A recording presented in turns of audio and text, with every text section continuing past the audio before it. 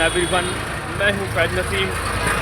एक और प्यारे से ब्लॉग में आप सभी का इस्तकबाल है। जैसा कि 29 दिसंबर 2024 को आज सर सैयद डे सेलिब्रेट किया जा रहा है फंक्शन, जो कि मकतब रहमानिया हलीम मुस्लिम यतीम खाना मौदा में। तो चलिए हम लोग चलते हैं, बस फंक्शन जल्दी शुरू होने वाला है। आप लोग एंड तक बने रहें ब्लॉग में। A few moments later. हमारे चीफ गेस्ट साहब और मस्जिद हजरात और बेटा के सभी साथियों, मैं ज़्यादा बोलने का आदि नहीं हूँ, तो मुझे कोई तकलीफ करना आती है।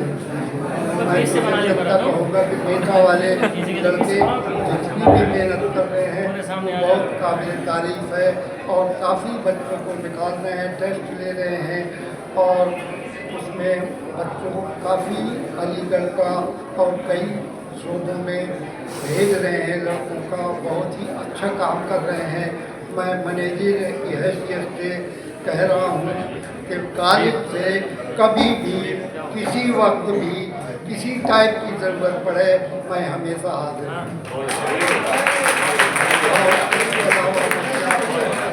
मैंने सब कुछ कह दिया है।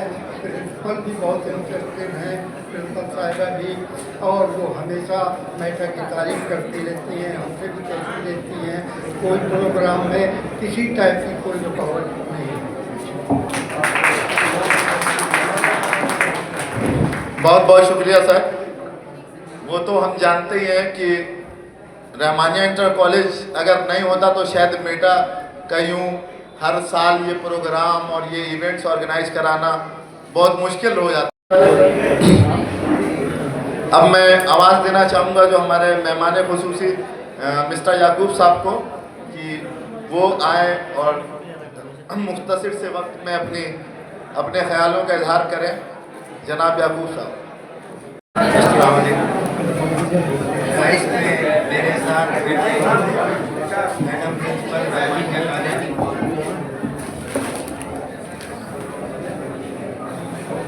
मज़हर नियाज साहब और अशरफ कमाल साहब, मैनेजर रहमानिया कॉलेज, और साथ में बैठे नौशाद साहब।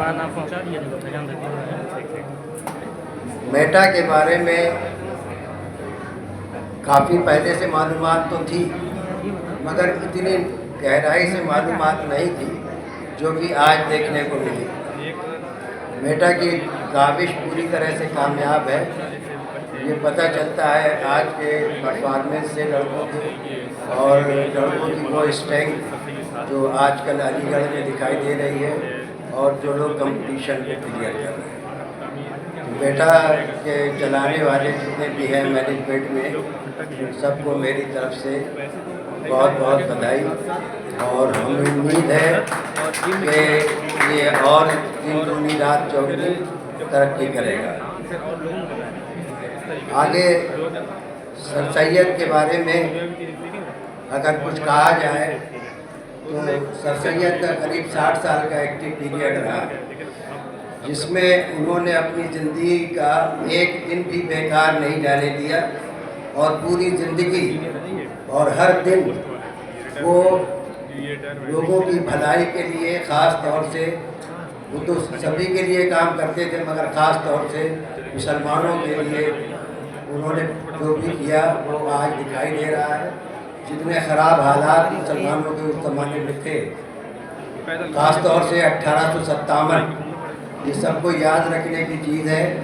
1857 में वो गवर्नमेंट सर्विस में थे ईस्ट इंडिया कंपनी की, और उसी ज़माने में म्यूटिनी हुई, और उसमें वो म्यूटिनी फेल हो गई, जिसकी वजह से काफ़ी मुसलमानों को कत्ल कर दिया गया। और उस वक्त सर सैयद गवर्नमेंट सर्विस में थे, और वो उसके लॉयल बने रहे।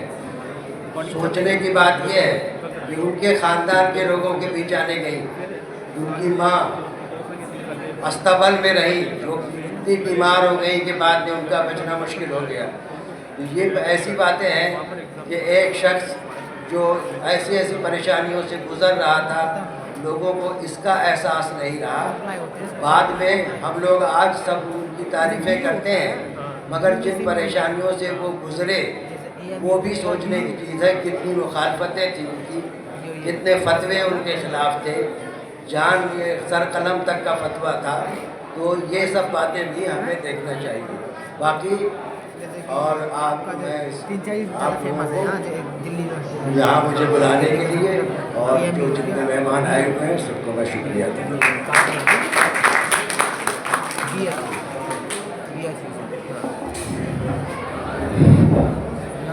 बहुत बहुत शुक्रिया सर कि आपने अपना कीमती वक्त हम लोगों को दिया और हमारी टीम को दिया। उसके लिए तमाम मेटा की टीम की तरफ से आपको तहे दिल से शुक्रिया।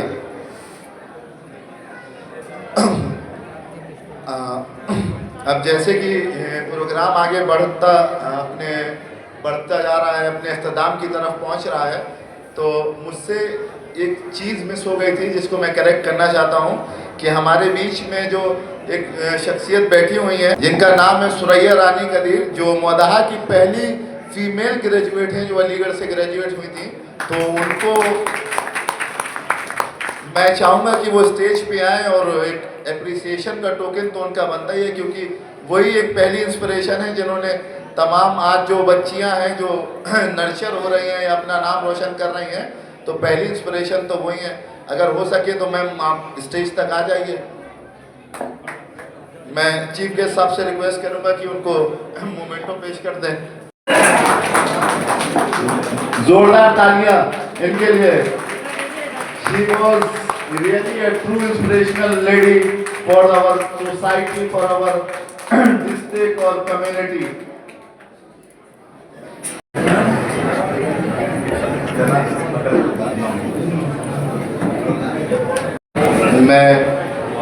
मेरी गलती को माफ़ करिएगा क्योंकि मुझे इतनी मालूमात नहीं है, मैं काफ़ी छोटा हूँ, इस वजह से मैं माजरत चाहता हूँ। और तमाम जो डाइस पे मेरे मेहमान हैं, मैं उन तमाम मेहमानों का भी शुक्रिया अदा करता हूँ कि उन्होंने अपना कीमती वक्त इस टीम को दिया। और मेरे फोटोग्राफी वाले भाई जो अपना एकदम इतना कीमती वक्त दे के करंटली एक पोजीशन पे बैठे हुए हैं और चीज़ों को कैप्चर करने का काम कर रहे हैं, बहुत बहुत शुक्रिया। फैज़ है और भाई, मैं तमाम लोगों के नाम नहीं जानता हूँ, तो बहुत बहुत शुक्रिया भाई आप लोगों का कि आपने अपना वक्त निकाला और हम लोगों के इस प्रोग्राम की इज्जत बढ़ाने का काम किया है। बहुत बहुत शुक्रिया। अब मैं आवाज़ देना चाहूँगा मोहम्मद फैज़ान को कि वो आए, वो vote of thanks and report present करेंगे। मोहम्मद फैज़ान, देन उसके बाद तराना होगा, उसके बाद से हो तालीम से भी घर रोशन होते हैं। अस्सलामु अलैकुम, मेरा नाम मोहम्मद फैज़ान खान है और मैं आपके सामने on the behalf of matter हमने जो पिछले साल इस साल जो भी काम किए उनकी रिपोर्ट आपके सामने पेश करना चाहूँगा।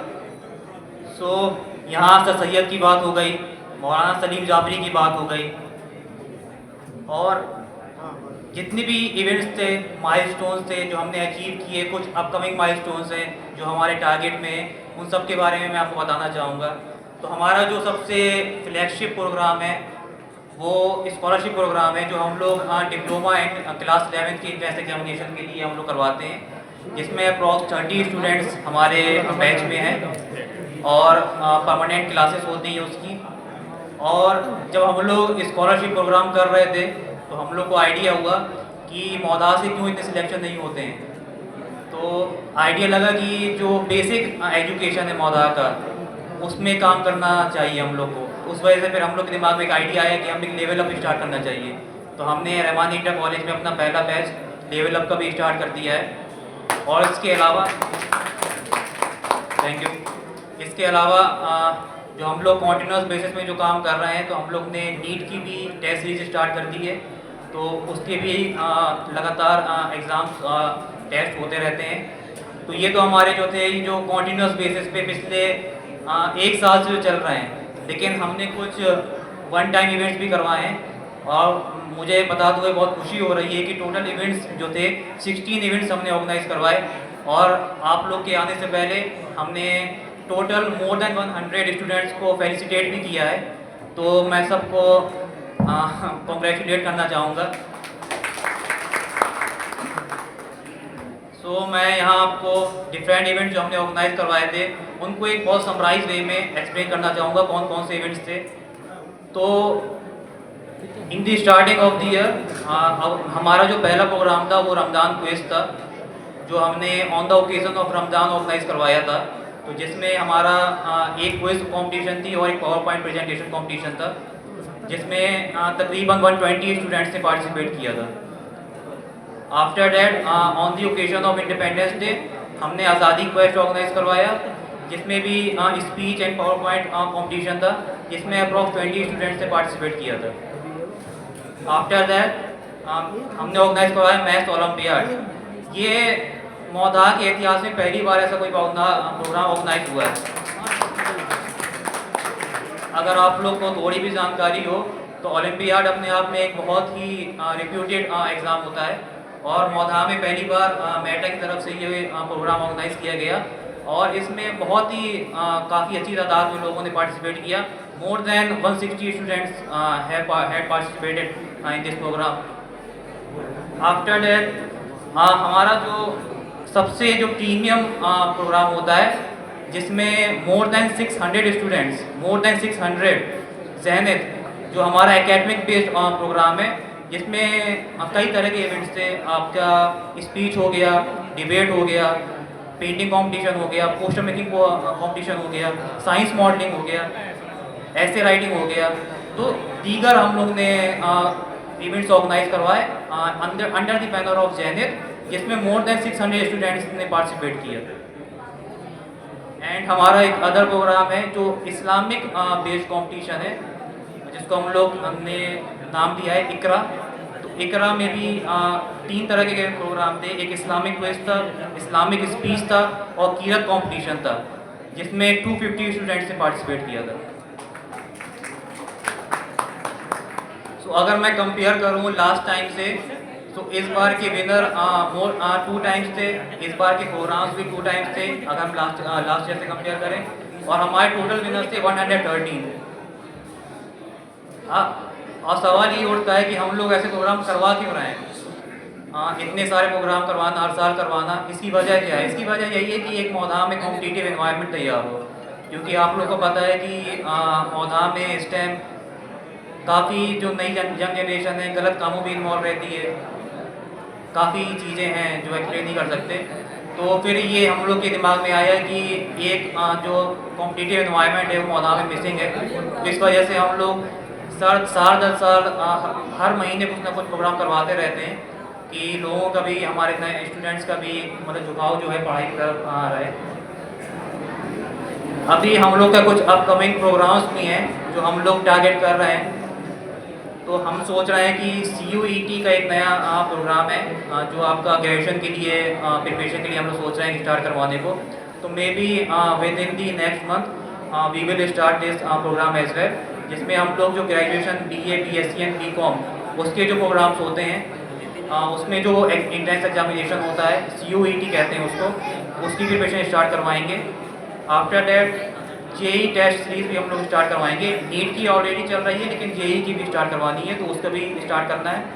और लेवल अप फॉर मकतब स्टूडेंट्स, ये एक बहुत इंपॉर्टेंट प्रोग्राम है हमारा।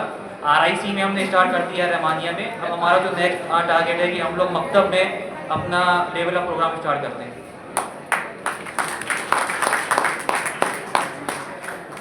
अगर मैं बात करूँ लाइब्रेरी की, मे बी आप लोग ने विज़िट की कि नहीं की, मैं आपसे गुजारिश करता हूँ कि एक बार वक्त निकाल के एक बार हमारी लाइब्रेरी ज़रूर विज़िट करिएगा, आपको बहुत अच्छा लगेगा। सारे एग्ज़ाम्स की जितनी भी बुक्स हैं पूरी अवेलेबल हैं। हमने कुछ न्यू एडिशंस भी इंक्लूड किए, जैसे हमने NDA की बुक्स भी लिया है, नीट की बुक्स भी लिया है, CUET की बुक्स भी लिया है, और जितने भी दीगर एग्ज़ाम होते हैं, कॉम्पिटिटिव एग्ज़ाम होते हैं, सब की बुक्स अवेलेबल हैं। और आपको जानने खुशी होगी कि सिर्फ बुक्स अवेलेबल नहीं है, बल्कि हमने टेक्नोलॉजी में काफ़ी काम किया है कि लाइब्रेरी की टेक्नोलॉजी का इन्हांसमेंट होना चाहिए। तो हमने वहाँ CCTV कैमरास भी लगाए हैं, बॉयज़ एंड गर्ल्स का अलग सेक्शन है, आपका एक लैपटॉप भी है, हमारे पास टैबलेट्स भी हैं, और ओपन फॉर ऑल है। आप लोग ये मत सोचिए कि सिर्फ अलीगढ़ वालों के लिए है ये लाइब्रेरी, या फिर जो अलीगढ़ की प्रिपरेशन कर रहे हैं उनके लिए है, ये सब के लिए है। कोई भी किसी भी तरह की एग्ज़ाम की प्रिपरेशन कर रहा हो, आप अगर किसी भी गवर्नमेंट जॉब की प्रिपरेशन कर रहे हो या किसी भी एग्ज़ाम की प्रिपरेशन कर रहे हो तो आप लोग आ सकते हैं। हम लोग के पास इनफ स्पेस है। आप बेझिझक आइए और अपने आप को इनरोल करवाइए और इंशाल्लाह आप लोग इसका यूज़ कर सकते हैं। अब बात करता हूँ मैं चैलेंजेस की। तो हम लोग इसको 3 साल से इस काम को कर रहे हैं, तो कुछ चैलेंजेस हैं जो हम लोग फेस कर रहे हैं हर साल। तो पहला चैलेंजेस है अटेंडेंस का। यूजुअली ये होता है कि जब बोर्ड्स के एग्जामिनेशन स्टार्ट हो जाते हैं तो जो हमारे स्कॉलरशिप प्रोग्राम है उसमें लोग का पार्टिसिपेशन कम हो जाता है, स्टूडेंट्स कम आते हैं।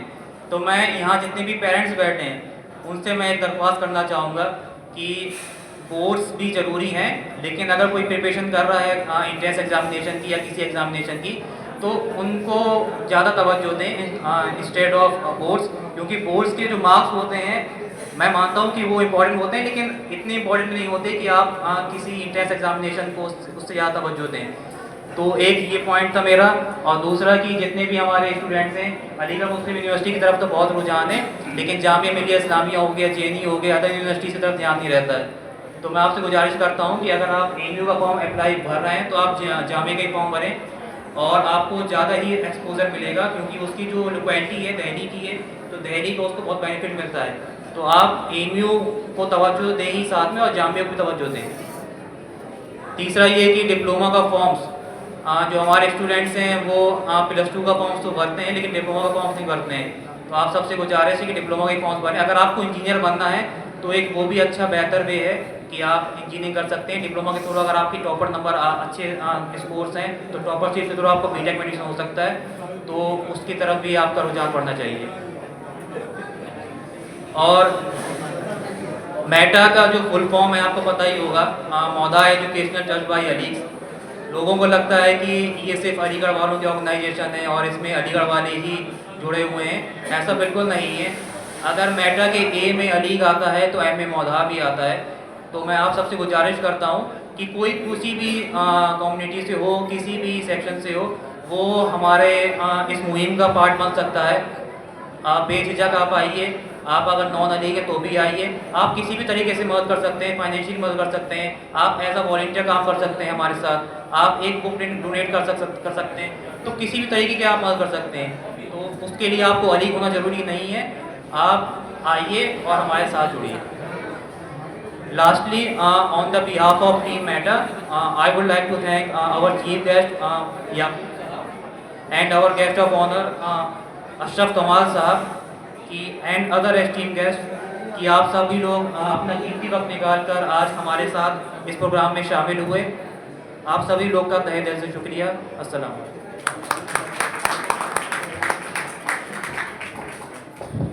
बहुत बहुत शुक्रिया फैज़ान भाई इस पूरी रिपोर्ट को प्रेजेंट करने के लिए। और मेरा हमारी लाइब्रेरी जो रहमानी इंटर कॉलेज के बगल में है, आप एक बार विज़िट करिए। मैं भी शायद आपको कुछ चीज़ें वहाँ समझ में आए या कुछ चीज़ों को आपको लगे कि हाँ कुछ चीज़ों की ज़रूरत है, तो शायद वो आपकी तरफ से वो चीज़ें आ जाएं। बहरहाल एक बार आपको लाइब्रेरी विज़िट करना चाहिए। और मैं आप तमामी हजरात का ज़्यादा वक्त न लेते हुए प्रोग्राम को ख़त्म करने की कोशिश में लगा हुआ हूँ कि मौसम बड़ा सर्द है, ज़्यादा वक्त ना हो, ऐसा ना हो कि आप लेट हो जाए तो बाद में आपको लगे कि यार गलती हो गई क्या बैठ के ज़्यादा देर।